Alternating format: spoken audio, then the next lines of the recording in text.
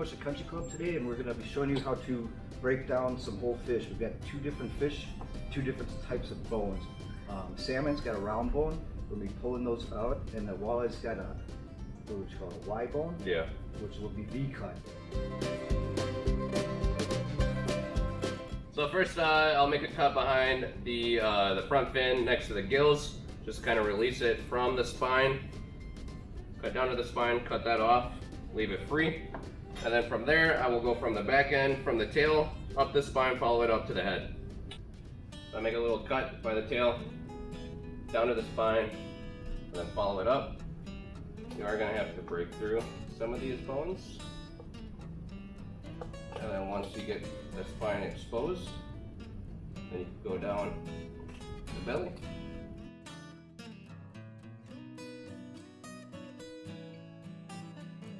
Alright, now that's off the back half. You go down the spine, follow that all the way down to the belly.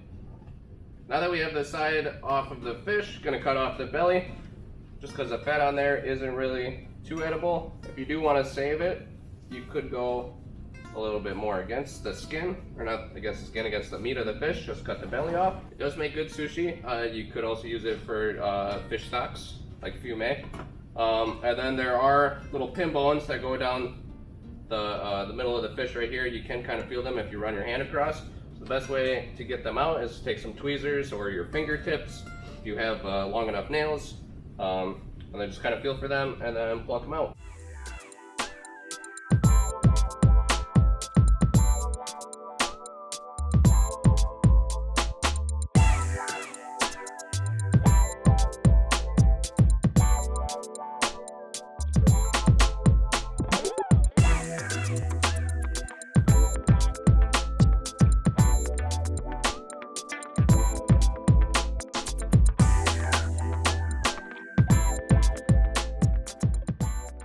Now that we got the pin bones taken off, we can take the fish off the skin.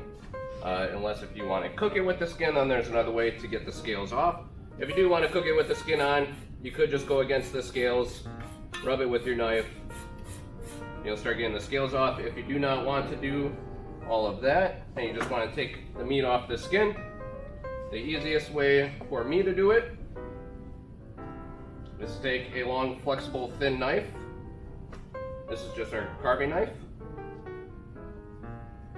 Make a little cut by the end of the tail. Run it against the skin of the fish.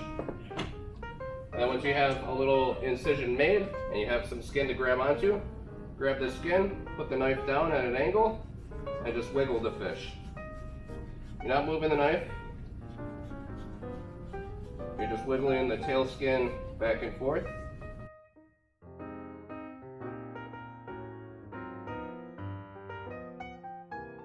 There you go. You got a nice little boot. Alright, next we have walleye that we're going to clean. We did already take the guts out. Had a little air sac in there, some of its stomach, so we made a cut from the under its mouth all the way to the butt, and then just scooped all this stuff out. But this one's pretty much going to be done the same way that the salmon was.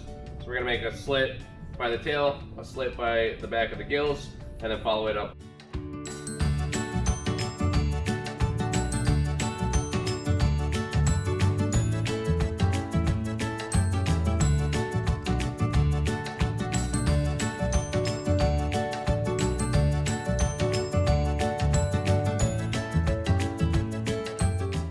Just taking off the rib bones that kind of follow along the flesh of the meat.